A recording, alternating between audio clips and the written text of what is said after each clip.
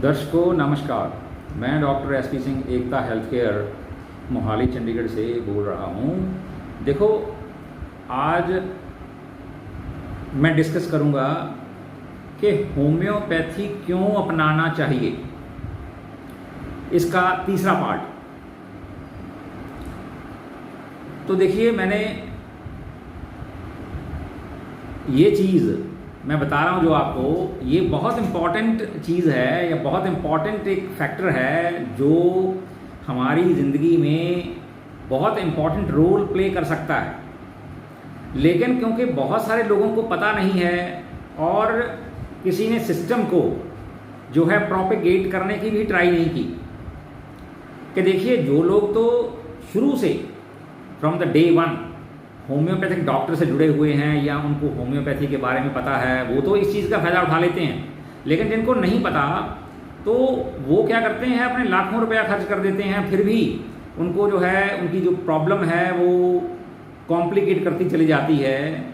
तो इसकी best example जो है वो है कंप्लेंट्स ड्यूरिंग प्रेगनेंसी,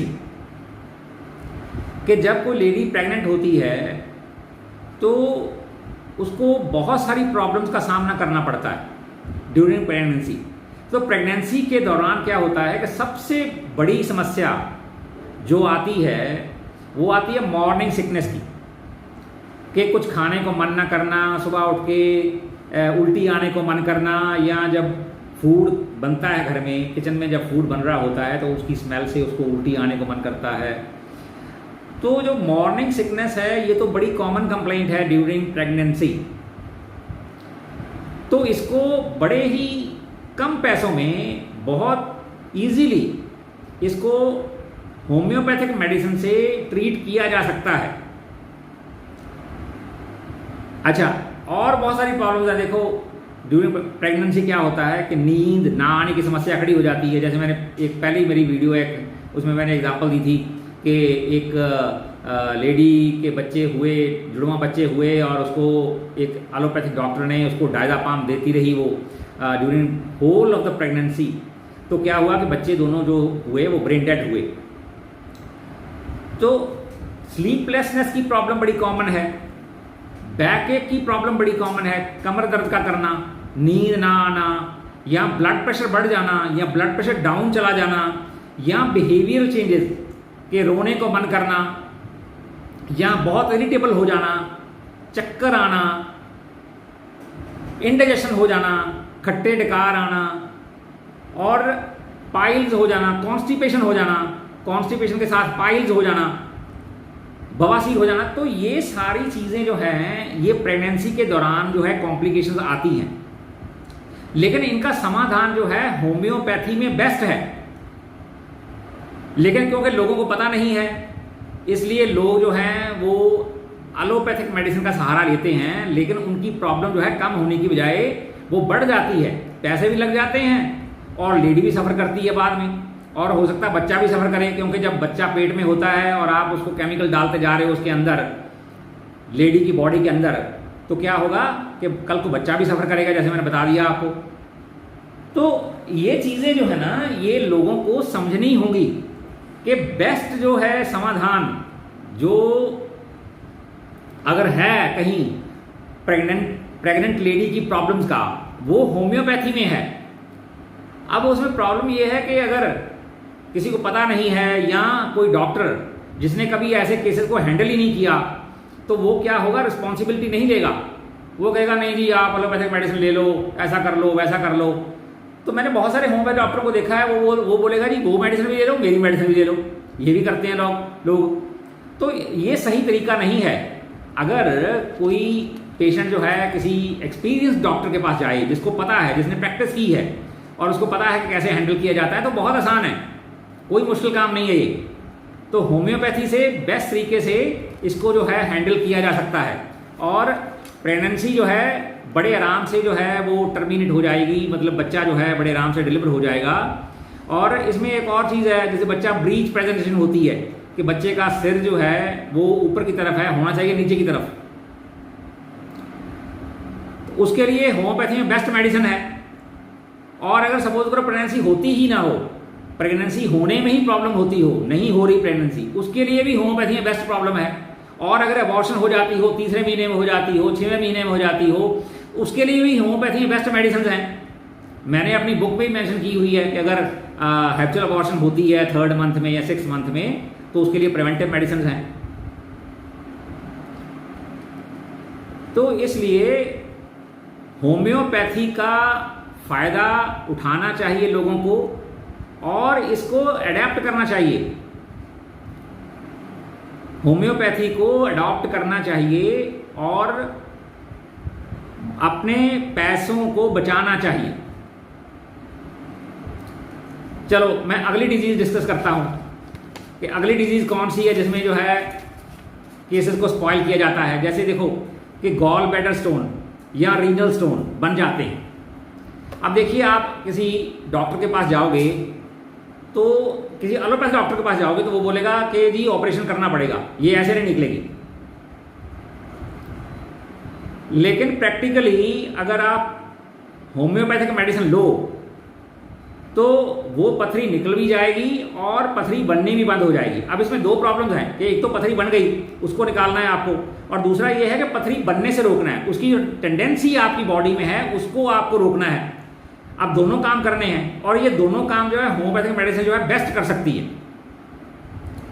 इसलिए जो लोग शॉर्टकट मारते हैं, जो लोग सोचते हैं कि चलो जी निकलवा दी और काम खत्म, पथरी निकलवाने से काम खत्म नहीं होता, पथरी फिर बनेगी, वो बनती रहेगी जब तक आपकी बॉडी के अंदर जो सारा जो सिस्टम चल रहा है, अगर आपने करेक्ट मेडिसिन लेके उसको करेक्ट ना किया, ठीक ना किया, तो क्या होगा, पथरी बनती रहेगी और आप बार बार फिर डॉक्टर के पास जाओगे तो डॉक्टर बोलेगा ऑपरेशन करवाओ। कितनी बार ऑपरेशन करवाओगे आप? फिर ऑपरेशन के बाद जो कॉम्प्लिकेशंस आती हैं फिर उनका सामना करो। अब मैंने एक मेरी वीडियो है जिसमें मैंने बताया हुआ है कि गॉल ब्लैडर अगर निकाल दिया जाए तो उसके बाद कौन कौन सी कॉम्प्लिकेशंस का सामना करना पड़ता है। तो पेशेंट समझता है कि बस मैंने 20-30 हज़ार लगाया और गॉल ब्लैडर रिमूव करवाया, बात खत्म। बात खत्म नहीं होती भैया, वहीं से तो सारी कॉम्प्लिकेशन स्टार्ट होती हैं। अच्छा चलो अगला जो पॉइंट इसमें मैं डिस्कस करना चाहता हूं वो है वायरल डिजीजेज। अब देखो वायरल डिजीजेज कौन कौन सी हैं, एग्जांपल ले लो आप। इसमें आती है कॉमन कोल्ड। कॉमन कोल्ड एक वायरल डिजीज है। डेंगू है, मम्प्स हैं, मम्प्स जिसको कानपेड़े बोलते हैं, यहाँ पे हो जाते हैं, नीचे यहाँ ग्लैंड्स होती हैं हमारे, तो पैरोटिड ग्लैंड, उनमें क्या होता है कि उनमें स्वेलिंग आ जाती है इन्फेक्शन के कारण, तो मम्प्स उसको बोलते हैं। चिकन पॉक्स है, हर्पीज ज़ॉस्टर है, हर्पीज सिम्प्लेक्स है। अब ये कॉमनली पाई जाने वाली डिजीजेज हैं जो मैंने अक्सर देखी है प्रैक्टिकली कि ये डिजीज आम पाई जाती हैं। अब देखो अगर आप एलोपैथिक मेडिसिन लेके इनको मिस हैंडल करोगे तो ये ठीक नहीं होंगी, ये कॉम्प्लिकेट करती चली जाएंगी। एग्जाम्पल ले लो आप, देखो मम्प्स में क्या होता है कि अगर मम्प्स हो गए तो उनको अगर आपने सही मेडिसिन लेके ठीक ना किया तो क्या होगा कि आपको लगेगा कि मैंने मेडिसिन लेके ठीक कर लिया, लेकिन ठीक नहीं, वो सप्रेस होती है। सप्रेस होने से क्या होगा, वो शिफ्ट करेगी कि लेडीज में वो ब्रेस्ट में शिफ्ट कर जाएगी, और अगर बंदा है, अगर मेल है तो उसके टेस्टिकल्स में शिफ्ट कर जाएगी। इसको बोलते हैं मेटास्टेसिस या transference of disease from one part two another. तो ये शिफ्ट हो जाएगी यहां से, ये या तो अगर लेडी है तो ब्रेस्ट में चली जाएगी और ब्रेस्ट बाद में उसमें लैक्टेशन नहीं होगी, दूध नहीं बनेगा, और अगर बंदा है उसके टेस्टिकल्स में चलेगी तो वो बाप नहीं बन सकेगा, उसमें स्पर्म्स बनने बंद हो जाएंगे। तो पता ही नहीं चलेगा जब तक आप 24-25 साल के हो गए यार, आपको पता चलेगा तो आपको याद नहीं रहेगा कि मेरे को बचपन में मम्प्स हुए थे। तो उसकी प्रिवेंटिव जो है, मम्प्स की प्रिवेंटिव और मम्प्स की बेस्ट मेडिसिन जो है वो होम्योपैथी में है। हर्पीज ज़ॉस्टर की बेस्ट मेडिसिन होम्योपैथी। मैंने होम्योपैथिक मेडिसिन से मैंने हर्पीज ज़ॉस्टर के हजारों ही पेशेंट्स मैंने ट्रीट किए हैं और अभी भी मेरे अंडर ट्रीटमेंट चल रहे हैं बहुत सारे। लेकिन लोग क्योंकि सुनते नहीं हैं, लोगों को लगता है कि शॉर्टकट है इंग्लिश मेडिसिन से तो फटाफट ठीक हो जाएगा। ओ भाई फटाफट ठीक नहीं हो जाएगा, उसके बाद मैटर कॉम्प्लिकेट कर जाएगी, पोस्ट हेपेटिक न्यूरोलॉजिया हो जाएगा, बेल्स पैल्सी हो जाएगी, तो वो चलती रहेगी। फिर आंखों की एक आंख की रोशनी चली जाएगी। और मैंने तो ऐसे ऐसे पेशेंट देखे हैं जो 20-20 साल से सफर कर रहे हैं और वो वायरस जो है सारी बॉडी में घूम रहा है। पहले लेफ्ट साइड पे था, अब वो राइट साइड पे आ गया। और कईयों के वो लेफ्ट साइड पे है तो चल ही रहा है, वो हटा ही नहीं। अगर वो यहाँ हुआ तो वो आँख को अफेक्ट कर गया, आँख की रोशनी चली गई और पेन अभी भी चल रहा है।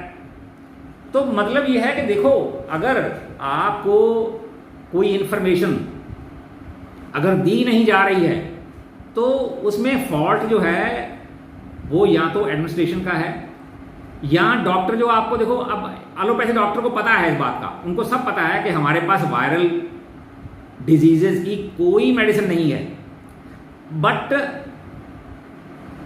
वो फिर भी मेडिसिन देते हैं लोगों को क्योंकि उनकी दुकानदारी है भाई। वो क्या करें, वो ये थोड़ी बोल सकते हैं कि हमारे पास वायरस की मेडिसिन है नहीं, वो तो देंगे, वो तो देनी ही, उन्होंने पैसे ले लेने हैं, दे देनी है। लेकिन पेशेंट को इस बात को अंडरस्टैंड करना होगा कि आज तक वायरस की मेडिसिन जो है एलोपैथिक मेडिसिन नहीं बना पाई। एलोपैथी में कोई एंटीवायरल मेडिसिन नहीं है। मैं बार बार बोलता हूं, लोग फिर भी ट्रैप हो जाते हैं, फिर भी जाके उनसे स्टीरॉयड ले लेते हैं और फिर वो सफर करते हैं सारी उम्र। और जहां उनके जो है 10 पैसे लगने होते हैं वहां वो 3 लाख लगा देते हैं। तो चलो, ये तो मैंने तो बार बार बोला है, मेरी बहुत सारी वीडियोस हैं, हर्पीज ऑस्टर पे है, हर्पीज सिंप्लेक्स पे है और मप्स पे भी मेरी वीडियो है। तो मैंने बहुत सारी वीडियोस मैंने बनाई हुई हैं और मैंने उसमें इन्फॉर्म किया हुआ है कि भाई बेस्ट मेडिसिन जो है होम्योपैथी में है। आप होम्योपैथी को अडॉप्ट करें, अपनाएं और अपना पैसा बचाएं और आप सफर करने से बचें। अच्छा, अगली जो डिजीज है वो देखिए वाइट कैटरेक्ट। अब जो वाइट कैटरेक्ट की प्रॉब्लम है मैंने देखी है कि बड़े यंग जो लोग हैं उनमें भी आ गई है। मैंने देखा 30 साल का बंदा है, उसके वाइट कैटरेक्ट हो गया। आगे तो बोलते थे कि ये सेनाइल डिजीज है और ये 60 के बाद जाके होती है, 50 के बाद जाके होती है, लेकिन अब तो मैंने देखा बड़े यंग पीपल जो हैं उनको ही हो गई। क्योंकि शायद उसका कारण ये है कि हम बहुत ज़्यादा टीवी और कंप्यूटर और लैपटॉप पे काम करने लगे, सारा दिन फ़ोन पे सारा दिन लगे रहते हैं। तो जो ये रेज हैं जो कंप्यूटर की या मोबाइल की या टीवी की, डेफिनेटली हमारी आंखों को अफेक्ट करेंगी वो। और हमारा खान पान तो गलत है ही। तो ये सारी चीज़ें जो मिलके कलेक्टिवली क्या करती हैं कि वाइट कैटरेक्ट का कारण बन जाती है। अब वाइट कैटरेक्ट अगर हो गया या पता लग गया किसी बंदे को कि मेरे को थोड़ा डिम दिखाई दे रहा है या मेरे को डॉक्टर ने बोल दिया कि वाइट कैटरेक्ट है जी, इसका ऑपरेशन करवाओ। ओ भाई, ऑपरेशन हर चीज़ का ऑपरेशन समाधान थोड़ी होता है। अगर आप मेडिसिन ले लो और सही मेडिसिन मिल जाए तो इसका समाधान हो सकता है। तो जो वाइट कैटरेक्ट है ये क्योरेबल है और बड़े आसान तरीके से ठीक हो सकता है। इसके लिए मेडिसिन है, एक्सरसाइज है, फूड है। तो ये सब चीज़ें मिलके किसी भी बंदे का वाइट कैटरेक्ट ठीक कर सकती हैं। लेकिन फिर भी लोग जो है ट्रैप हो जाते हैं और ऑपरेशन करवा लेते हैं और ऑपरेशन के बाद जो कॉम्प्लिकेशन का सामना करना पड़ता है वो तो आपको बताइए फिर। अच्छा, और ले लो problem fatty liver. Fatty liver की प्रॉब्लम जो है यूनिवर्सल है, इस वक्त हर बंदे को हो चुकी है। लेकिन एलोपैथी में इसकी कोई मेडिसिन नहीं है। इसका समाधान है सही खान पान और सही होम्योपैथिक मेडिसिन या आयुर्वेदिक मेडिसिन। मैं क्यों एडवोकेट करता हूं होम्योपैथिक मेडिसिन को? इसलिए नहीं कि मैं होम्योपैथ डॉक्टर हूं, इसलिए करता हूं क्योंकि होम्योपैथिक मेडिसिन जो है उसको लेना आसान है, कम खर्च में मिल जाती है और बहुत अच्छा क्योर करती है। जैसे मैंने बताया था आपको कि कोई भी चीज जो प्रिंसिपल बेस्ड होती है वही इस यूनिवर्स में टिक सकती है। आपको पता है यूनिवर्सल ट्रूथ क्या होता है? यूनिवर्सल ट्रूथ होता है ना यही कि भाई धरती है, घूम रही है, आसमान में सूरज है, चंद्रमा है। तो ये यूनिवर्सल ट्रूथ है। और इसी तरीके से जो होम्योपैथिक लॉ है वो भी एक यूनिवर्सल ट्रूथ है भाई, लॉ ऑफ सिमिलर्स, कि कोई भी डिजीज अगर ठीक होती है तो सिर्फ सिम्टम सिमिलैरिटी के बेस पे ही ठीक होती है।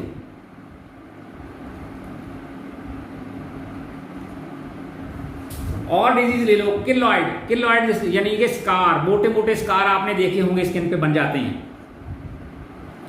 अब देखिए स्टीरॉयड जो केलॉइड्स हैं उनको एलोपैथी में कॉर्टिकोस्टेरॉइड इंजेक्शन से ट्रीट किया जाता है, लेकिन जब कॉर्टिकोस्टेरॉइड इंजेक्शन लग जाते हैं तो वो ठीक तो नहीं होता, लेकिन वो एग्रेवेट कर जाता है। वही प्रॉब्लम जो है एग्रेवेट कर जाती है और वही जो स्कार छोटा होता है वो इतना बड़ा हो जाता है। मेरे पास अनेकों केसेस आते हैं, मैंने देखे हैं, वो केसेस को खराब किया गया स्टीरॉयड इंजेक्शन देके, वही कॉर्टिकोस्टेरॉइड के इंजेक्शन देके उनको स्पॉइल किया गया है और अब वो रिवर्स नहीं हो सकते, अब वो पास्ट क्योर हो गए हैं। लेकिन वो नहीं बताते किसी को कि भाई इसका ट्रीटमेंट हमारे पास नहीं है, लेकिन अगर बिगिनिंग में ही जैसे ही वो स्कार बना उसी वक्त अगर आप प्रॉपर होम्योपैथिक मेडिसिन ले लो तो वो क्योर हो जाता है, ठीक हो जाता है वो। अच्छा और ले लो, देखो इन्फेंटाइल डिजीजेज हैं, जब बच्चा 1 साल से छोटा होता है उसको निमोनिया हो सकता है, उसको लूज मोशन लग सकते हैं, उसको इंडाइजेशन की प्रॉब्लम हो सकती है, अनेकों प्रॉब्लम हो सकती हैं, स्किन प्रॉब्लम हो सकती है उसको। तो ये जो डिजीजेज हैं इनको बेस्ट तरीके से होम्योपैथिक मेडिसिन से ही हैंडल किया जा सकता है, क्योंकि बच्चा इतना छोटा है, आप उसको एलोपैथिक मेडिसिन नहीं दे सकते, आप उसको आयुर्वेदिक मेडिसिन नहीं दे सकते, आप उसको कम से कम मेडिसिन देनी है उसको आपने, और उससे ही उसको ठीक करना है। और जो इंडिकेशंस होती हैं उन्हीं को देख के अगर मेडिसिन दी जाए प्रॉपरली तो बच्चा जो है ठीक हो जाएगा और बाद में सफ़र नहीं करेगा। तो इसलिए मैं बार बार बोलता हूं कि होम्योपैथी को अडॉप्ट करो, अपने पैसे बचाओ, आपकी सफरिंग जो है वो शॉर्ट हो जाएगी, वो ठीक हो जाएगी। लेकिन क्योंकि इग्नोरेंस इतनी ज़्यादा है, लोग इलिटरेट हैं, लोगों को विश्वास नहीं होता है, विश्वास दिलाना बड़ा मुश्किल है, क्योंकि इस तरीके से लोगों का ब्रेन वॉश कर दिया गया है कि लोग अब ये समझते हैं कि बस एलोपैथिक मेडिसिन ही मेडिसिन है, बाकी कोई मेडिसिन तो दुनिया में एग्जिस्ट ही नहीं करती, तो अब इसमें दोष किसका। तो भाई हर बंदे की अपनी दुकानदारी है, वो थोड़ी आपको बताएगा। अब पंजाबी में कहावत है कि घर से खा के कौन अकल सिखाए किसी को अकल दे। इसका मतलब ये है कि अगर आपको कोई खाना खिला रहा है या आप उसके घर से खाना खा रहे हो, उसका राशन आप खा रहे हो, तो वो आपको कभी ये मत नहीं देगा, कभी आपको ये अकल नहीं देगा कि भाई आप जो कर रहे हो गलत कर रहे हो। इसलिए आपको ये समझनी चाहिए बात कि हर बंदे की अपनी दुकानदारी है, वो कभी नहीं बोलेगा कि मेरे पास इसका ट्रीटमेंट नहीं है। ये तो आपको ही सर्च मारनी होगी, आपको ही सर्च करना होगा कि बेस्ट कहाँ पे है। तो उसी तरीके से आपको आप अपनी ज़िंदगी को चलाना होगा। अगर आप सफरिंग से बचना चाहते हो, अपने पैसे बचाना चाहते हो, तो फिर होम्योपैथी को अडॉप्ट करना होगा, होम्योपैथी को अपनाना होगा, तभी जाके आप इस मकड़ जाल से निकल पाओगे। सो आज के लिए इतना ही। Thank you very much.